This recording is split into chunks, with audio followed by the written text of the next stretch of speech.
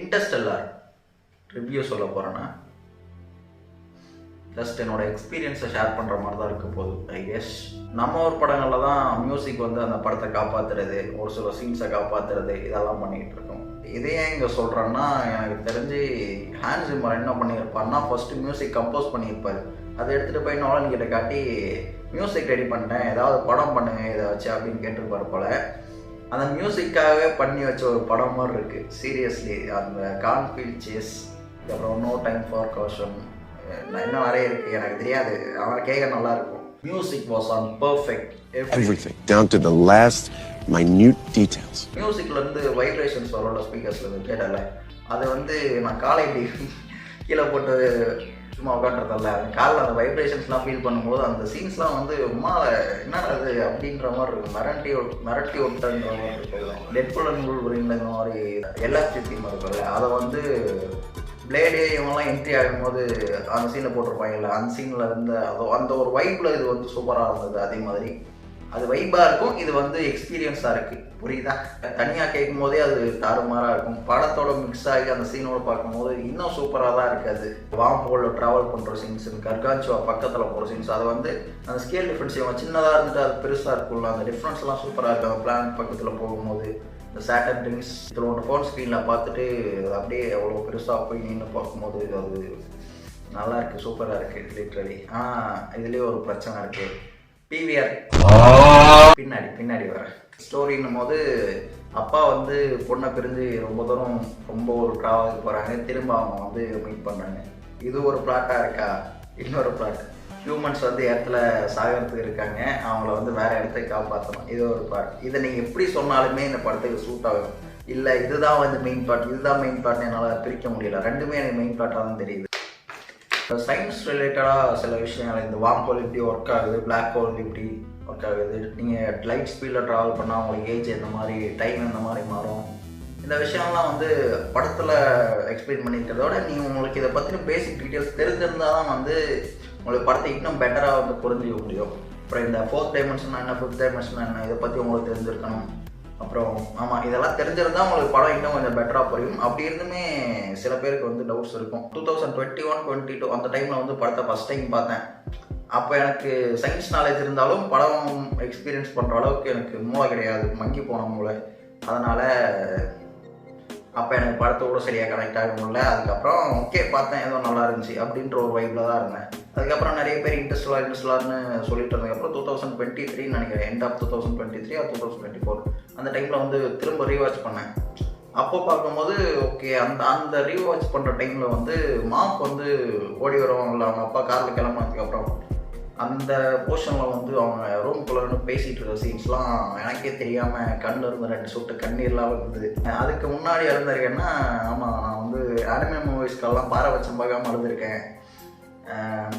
Baby series Tamil படத்தில் இருந்ததுன்னா சொன்னால் சிரிப்பீங்க, இருந்தாலும் சொல்கிறேன்.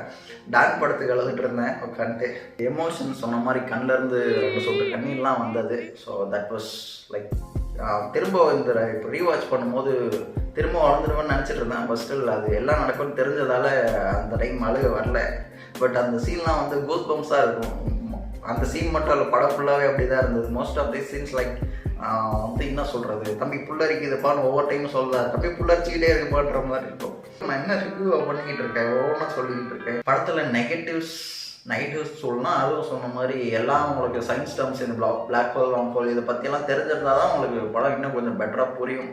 Time dilation, space time bending, அது என்ன ஸ்பேஸ் டைம் பெண்டிங்காக என்ன அது பேர் தெரில, அதெல்லாம் வந்து உங்களுக்கு தெரியும். ஸோ அதெல்லாம் தெரிஞ்சால் தான் படம் உங்களுக்கு பெட்டராக புரியும். அதெல்லாம் திரும்ப ஒரு 2-3 டைம் திரும்ப பார்த்தீங்கன்னா இன்னும் உங்களுக்கு படத்தை பற்றி நிறைய டீட்டெயில்ஸ் கிடைக்கும்.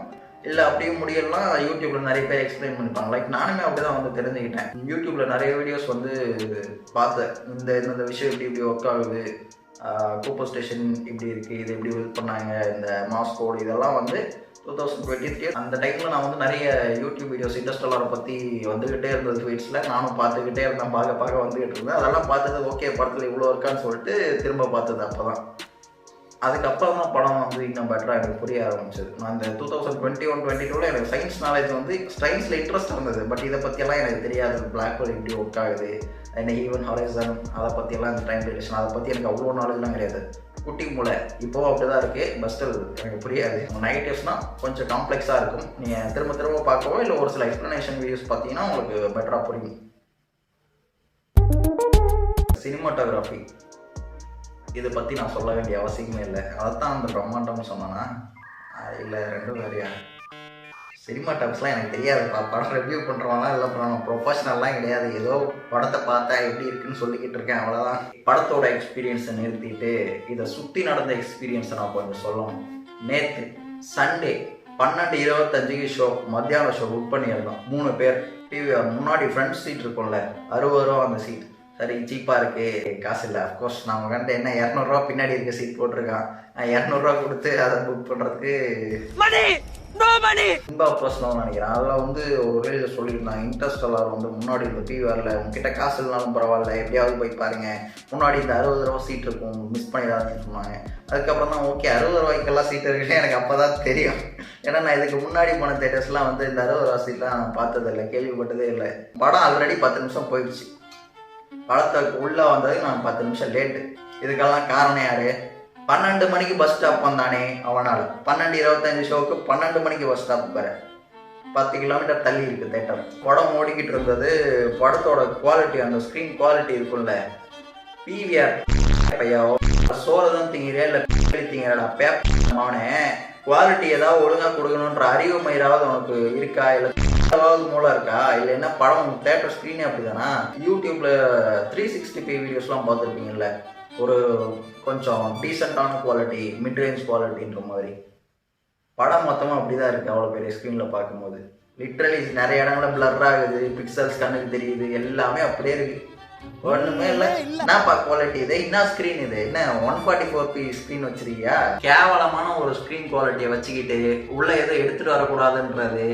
டைம் இன்டர்வல் வந்து தப்பான இடத்துல எங்கேயா கட் பண்ணிட போகிறானுங்க. நல்ல சீனில் இந்த கூப்பர் வந்து டாமோட மெமரிஸ்லாம் பார்த்துட்டு இருப்பாங்கல்ல, மில்லர்ஸ் பிளான் போயிட்டு வந்து அந்த சீனில் எங்கேயாவது கட் பண்ணிடுவானுங்களா அப்படின்னு பயந்துட்டு இருந்தேன். அது முடிஞ்சதுக்கு அப்புறம் தான் கட் பண்ணானுங்க.